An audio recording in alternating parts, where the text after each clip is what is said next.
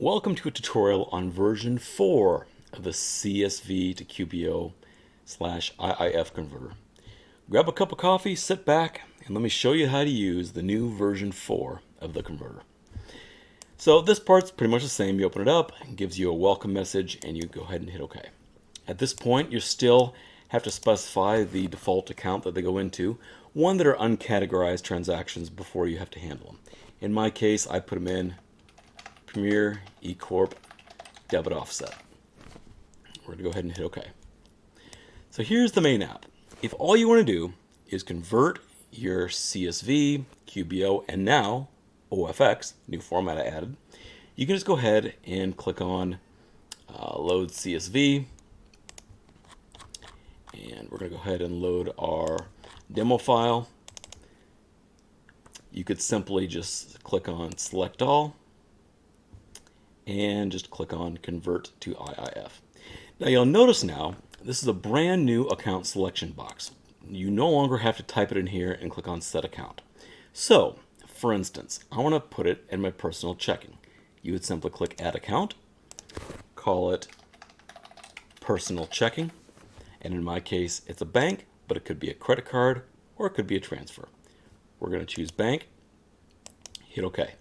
That will always be a choice when you export. Now we're going to go ahead and click on Convert, and it's going to ask us to give it a name. We're just going to call it Convert Demo, and once you hit OK, it'll say Save Successfully. And now in big letters and in bold, tells you what account it's going to go into and the type of account. That's it. At that point, you could go ahead and import it into QuickBooks and handle it over there. What I'm going to show you how to do today is use the pattern editor. A few features there and a few more features I've added to the actual converter. So let's get started. So first we're going to click on Load CSV or QBO, doesn't really matter. In this case, we're going to load a demo file. Now every time you click it after having one already loaded, the app will reload. So it's going to reload, and we're going to go ahead and click on Load Demo. Here we go. Now let's start by clicking on Edit, Create or Edit Pattern File. And I'm going to show you how to do it a few different ways. The first way is just starting from scratch. We're going to go ahead and create a brand new pattern file. And for this pattern file, we're just going to call it Test Pattern 1. We're going to be doing a bunch of these. This is the first one. Hit Save. So simply all you can do now is just fill out the information. You're working here with a blank slate. For instance, let's take Hy-Vee. What do we want to match? Well, we want to match not the whole thing, because the whole thing, something in here could change. We're going to match something that probably is never going to change. For instance, Hy-Vee. So what are we going to match? We can do capital. Doesn't really matter. Hy-Vee. And replace it with, well, in my QuickBooks, I call it Hy-Vee. Now, Hy-Vee, I can't really give an account because that could be toothpaste, a shaver, food, creamer. I always have to handle that one after the fact because that's not always a repetitive, always in this account transaction. So once you click Add Item to List, it's going to say you left it empty. Do you want to put it in that account you specified when you open up the application? In this case, I'm going to say yes. And there it is. Now we can do the same thing for PayPal. In this case, we're going to match PayPal. Or in this case, we're going to match PayPal transfer. And in my QuickBooks, I always replace it with PayPal. And that one I don't have off the top of my head here, but we can go find it. PayPal is normally put into, I'm just going to modify this. It's usually put into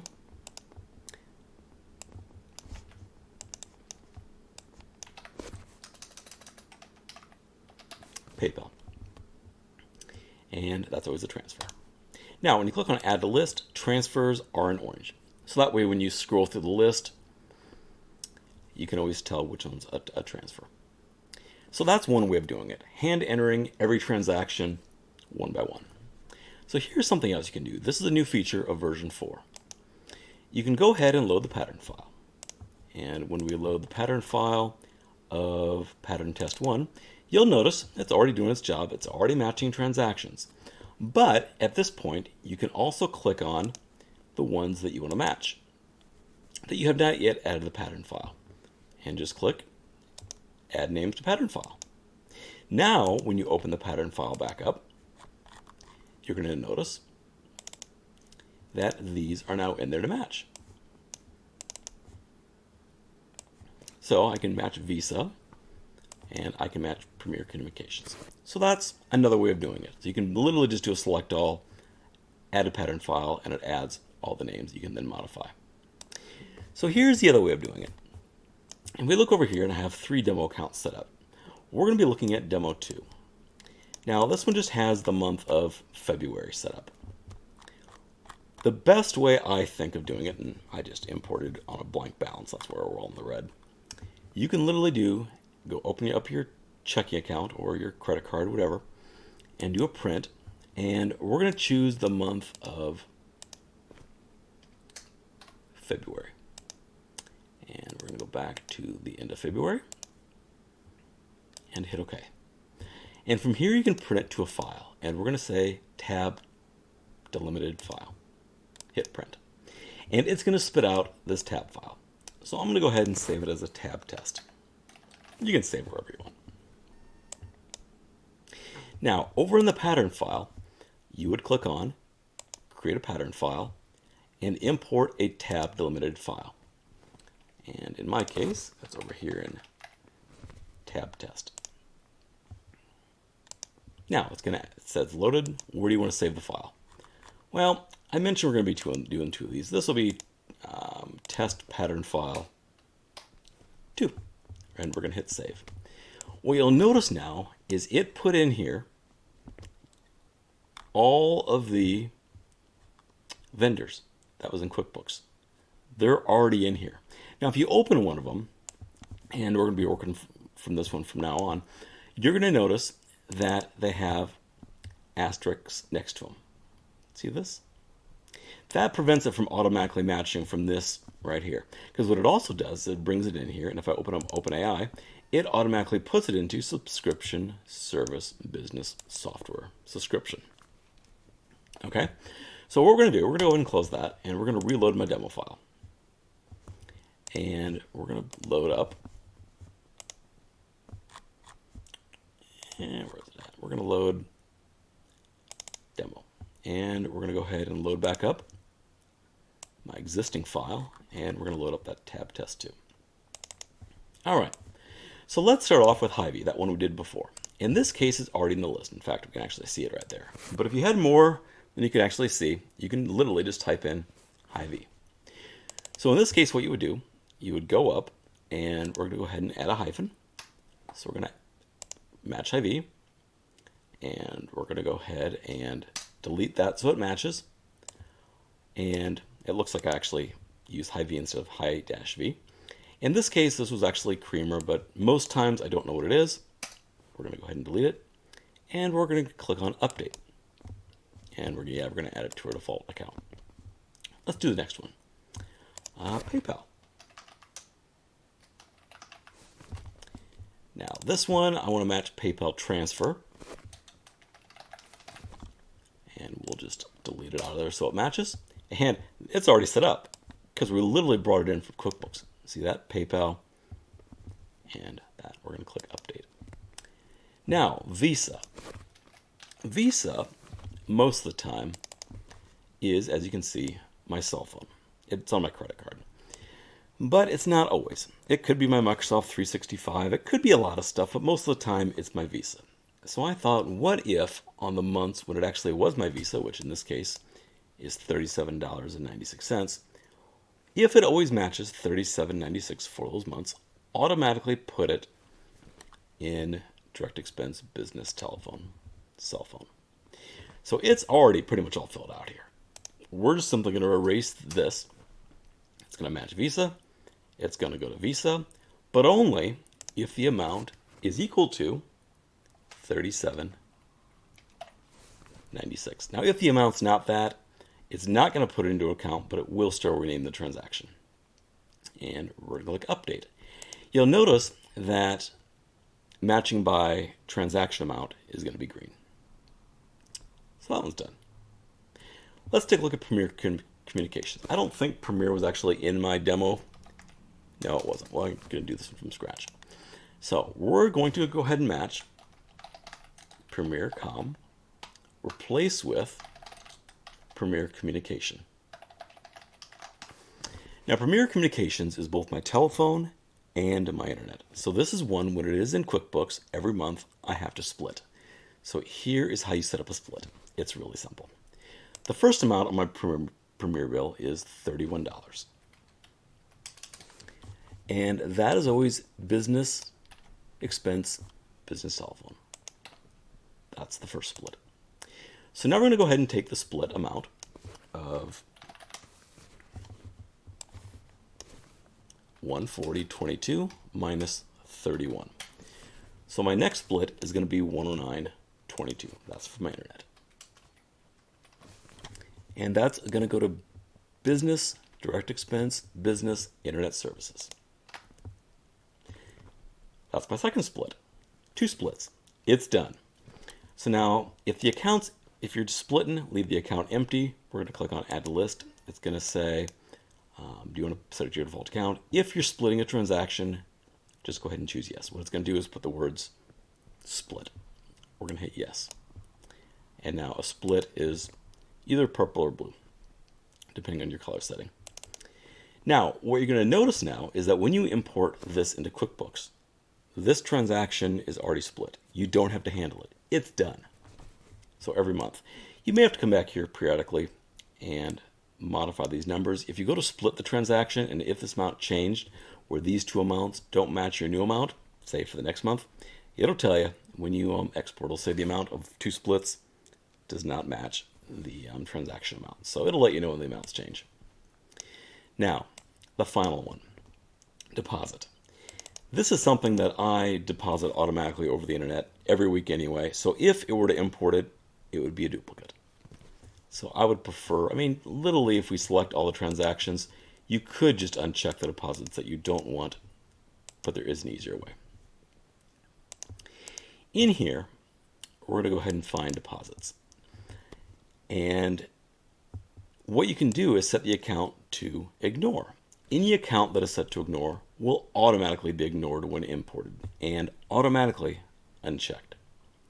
So now that we're literally done already, in fact, we should just go ahead and delete that so it uses it. We're going to click Update. Let's go ahead and load this file into my converter. We're going to click Load Pattern File. And we're going to load the pattern file, test2. And as you can see, if we do select all, select all except ignore, it selects everything except for just my deposits. High V is handled. I'll have to handle that in QuickBooks, these two. Visa's done, Premier's done, PayPal's done. When we import this, the only ones I'll have to handle is High V. Now, one cool feature is that you can click this button which says Show Uncategorized Transactions. It will show splits too, but it will also show you which categories are still uncategorized. These I wanted uncategorized. I meant to do that. But if you had 100 transactions or 200 transactions, you could click on this one really easily and see which ones you haven't handled yet and go back and kind of tweak the pattern file. So let's go ahead and import this into my demo into QuickBooks. So we're going to click on Show Uncategorized Transactions. We're going to go ahead and click on Convert. In this case, we're going to add an account. We're going to call it Demo, and it's a bank account. So we're going to choose Save, going to choose Convert, and we'll save it over my W drive. We'll just call it Convert Test. And save. It says Save Successfully. We know what account it's going to go into, and we know the type of account it's going to go into. So pay attention when you export. This way, this will literally let you know if you're going to be importing into the wrong account. Whatever this says is the account it's going to import into. So let's load my QuickBooks back up.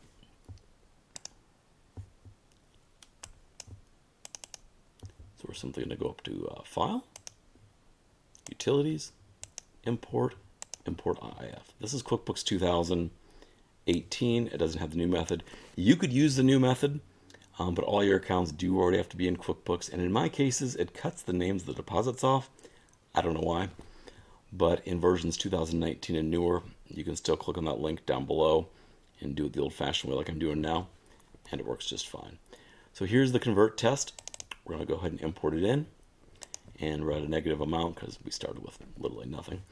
But yeah, you'll notice Premier Communications, it's already split. Everything's already done, and my Hy-Vee is now in Premier Debit Offset. So here's one new feature of version 4. I had somebody ask me if it's possible to import into his QuickBooks and have it only import the transactions he's missing. Notice they're already there, and merge them or just import the ones that he doesn't already have in QuickBooks. I'm like, well, my program's not a mind reader, and either is any other program. You're kind of at the mercy of how IIF files import into QuickBooks, and if all the transactions are already there, it's probably going to create a duplicate. But I thought there is a way around it. So let me show you how we're going to do this. So we're going to import, we're going to take a look at my demo 3. What this is it's just a few transactions of my entire February, just to kind of show you how it works. So I just selected like 9 transactions and just import them in here. So I don't have all of February in here, just 9 transactions. So how do we tell the program what's already in here so it doesn't import these transactions? Well, first off, let's go up to Print. And we're going to export this once again, the February, month of February. There we go. This time, we're going to do File and choose the comma file. And we're going to hit Print. And we're going to overwrite what's already there. We're going to call it comma test. I think it's already there. Oh, my bad. There it is. We're just going to overwrite that one. So let's go back to my program now. And we're going to load the month of February. And we're going to go ahead and load my pattern file, like my actual pattern file, the one I always use. And you're going to notice it pretty much handles everything for me. But now we're going to go ahead and select all. And so how do we know what's already in QuickBooks? Well, we're going to go down here after we selected all and say import that file we just created. Hit OK. And there you go. It unchecked everything that's already in QuickBooks. 9 transactions. 1, 2, 3, 4, 5, 6, 7, 8, 9. And unchecked is 1, 2, 3, 4, 5, 6, 7, 8, 9. There you go. At this point, you would just convert this to demo 3 and convert. We'll call this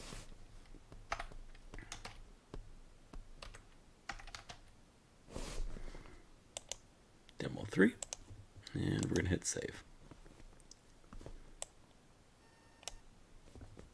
Oops, wrong one. Make sure you choose the right one. Convert. And we're going to do W.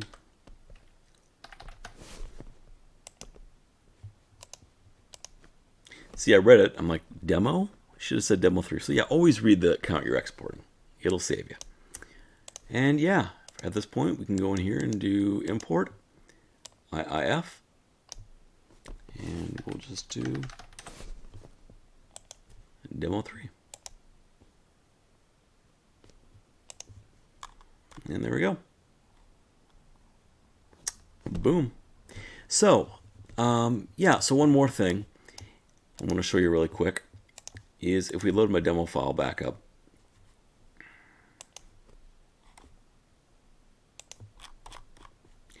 until you load a pattern file, or if the pattern file doesn't match the description, you can come in here and you can actually make a modification on the fly. So I can literally call this PayPal and whatever I want that account to go to. So until you load a pattern file, you can actually type in this box, or if the pattern file has no match of the description, because the pattern file always wins. So yeah, that is the final feature. So that has just been a tutorial on version 4 of the CSV to QBO converter. I hope you enjoyed. Thanks.